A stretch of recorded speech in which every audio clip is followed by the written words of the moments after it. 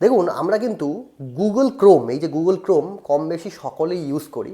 কিন্তু অনেক সময় কি হয়, আমরা অনেক কিছু সার্চ করি গুগলে, ভালো খারাপ সব কিছু মিলিয়ে আমরা কিন্তু সার্চ করি। অনেক ক্ষেত্রে আপনাদের কিন্তু আপনার ফোনটা যখন অন্য কারোর হাতে যায়, ওই সার্চ হিস্ট্রিগুলো চলে আসে। সেখানে কি হয়, আপনার কিন্তু একটা অকওয়ার্ড মোমেন্ট সৃষ্টি হয়।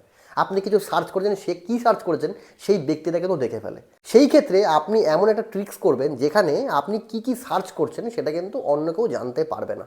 সেটা কীভাবে করবেন সেটাই আমি দেখাবো। সবার প্রথমে আপনার ফোনের এই যে গুগল ক্রোম অপশানটা আছে, এই জায়গায় যাবেন। দেখুন এটা থেকেই আপনারা সব কিছু সার্চ করেন।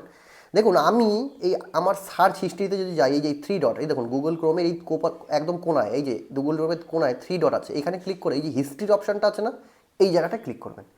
ক্লিক করার পর আপনি দেখতে পাচ্ছেন আমি কী কী সার্চ করেছি। দেখুন 10ই অক্টোবর আমি কী সার্চ করেছি, 9 অক্টোবর সব চলে এসেছে, দেখেছেন আমি কী কী সার্চ করেছি। এবার আপনি যদি চান এটাকে ডিলিট করতে, আপনি কিন্তু এখানে ব্রাউজিং ডাটা করে দেবেন, ডিলিট।